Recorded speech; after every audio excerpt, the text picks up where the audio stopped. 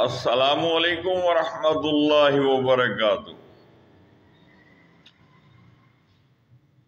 بات تو سوچ اور فکر کی ہوتی ہے، اور جس کے بارے میں اللہ تبارک و تعالیٰ نے قرآن مجید میں بار بار ہمیں متنبہ کیا ہے، ہمیں خبردار کیا ہے، اور ہماری اس طرف توجہ بار بار دلائی ہے کہ آپ میری نشانیوں پر غور و فکر کیوں نہیں کرتے، میری قرآن کو کھول کر اس کو کیوں نہیں پڑھتے، اور اس میں جو آیات ہیں ان پر غور و فکر کر کے اپنی آخرت کیوں نہیں بناتے۔ میں تو مالک ہوں، خالق ہوں، رازق ہوں، حافظ ہوں، حفیظ ہوں، ناصر ہوں، نصیر ہوں، میرے تو بے شمار نام ہیں، اور میں ہر صفت کا مالک ہوں، میں بے نیاز ہوں۔ اور اگر آپ لوگوں نے اپنی اس روش کو ترک نہ کیا تو میں اس بات پہ قادر ہوں کہ آپ کی جگہ پر کسی اور کو لے آؤں، کسی اور قوم کو لے آؤں، اور لوگوں کو پیدا کر دوں، لیکن میں آپ کو مہلت دیے جا رہا ہوں۔ سبحان اللہ۔ سورہ ابراہیم کی آیت نمبر 18، 19 اور 20 کا ذرا مطالعہ کر کے دیکھیے گا، جس کا ترجمہ کچھ یوں ہے: جن لوگوں نے اپنے رب کے ساتھ کفر کیا ہے ان کے اعمال کی مثال اس راکھ کی سی ہے جسے ایک طوفانی دن کی آندھی نے اڑا دیا۔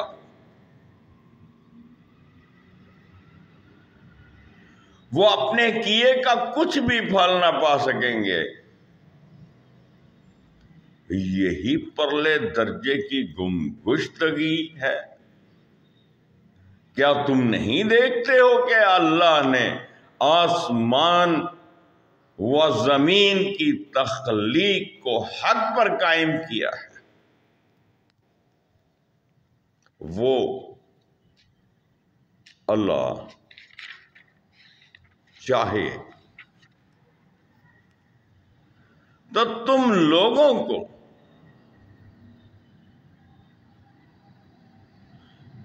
لے جائے اور ایک نئی خلقت تمہاری جگہ لے آئے۔ ایسا کرنا اس پر کچھ بھی دشوار نہیں ہے۔ میرے اللہ کے بندو، ہم جس ڈگر پر بھی جا رہے ہیں ذرا اپنے گریبانوں میں جھانک کر تو دیکھیں کہ کیا یہ راستہ درست ہے۔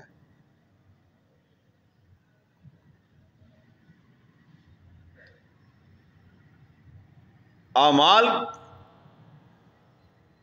کا معاملہ بعد کا ہے، اعمال سے پہلے کا جو معاملہ ہے وہ ایمان کا ہے۔ اگر ہمارا ایمان ہی درست نہ ہوگا تو ہمارے اعمال کس طرح صحیح ہو پائیں گے؟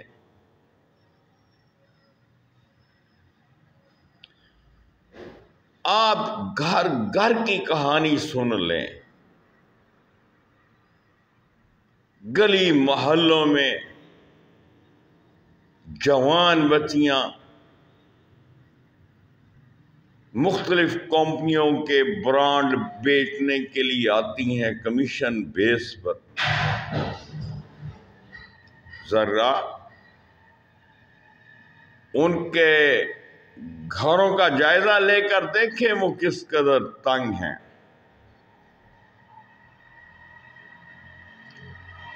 ہمارے غریب محلوں کی بچیاں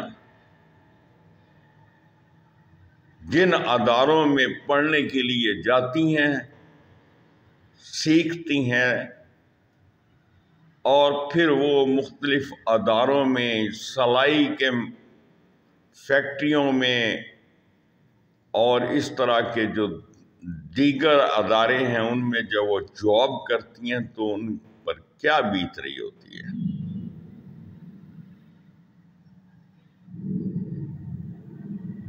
ان کو ان کا حق معاوضہ بھی پورا نہیں ادا کیا جاتا. میں تو فیصل آباد کے ایک بہت ہی بڑے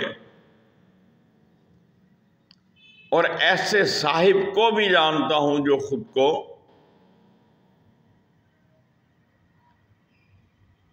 لائن کہتے ہیں، لائن شیر،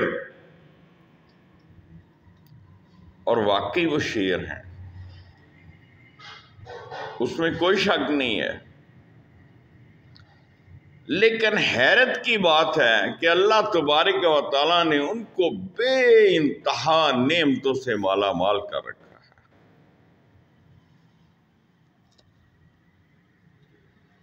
وہ ٹاؤن پلانر بھی ہیں، وہ ٹاؤن جو ہے وہ مختلف کالونیاں، ان کے نقشے بناتے ہیں، کالونیاں بناتے ہیں، ان کو پھر سیل کرتے ہیں. ایک گروپ ہے اور بڑا پاورفل گروپ ہے، اور ماشاءاللہ بہت زبردست قسم کا گروپ ہے. لیکن ان کے پاس جو مزدور کام کرنے والے ہیں ان کو تو ان کی مزدوری عین وقت پر نہیں دی جاتی.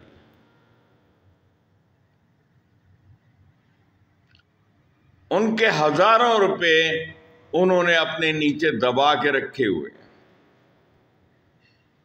اور وہ ایک سیاست جو ہمارے ملک میں چلتی ہے کہ اس کے پاس سے پیسے جو ہیں دبا کے رکھو تاکہ یہ بھاگ نہ سکے، یہ کہیں اور جا کے کام نہ کر سکے.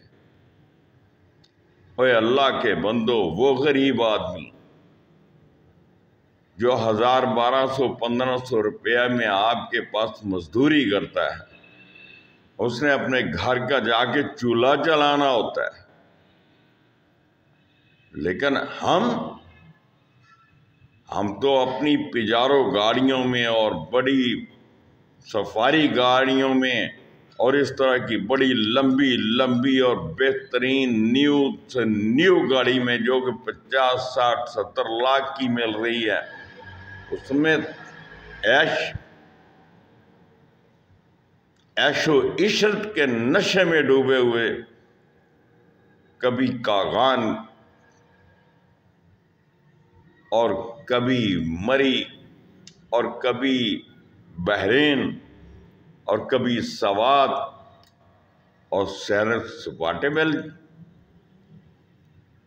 نکلے ہوئے ہوتے ہیں، یا پھر کسی بیرون ملک کا سفر کر رہے ہوتے ہیں، صرف کیا سیر و سیاحت کے لیے.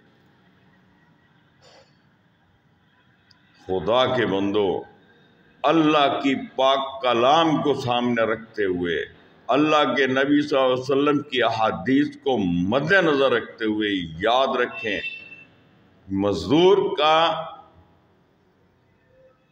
پسینہ خشک ہونے سے پہلے اس کو مزدوری ادا کر دینی چاہیے، یہ اس کا حق ہے.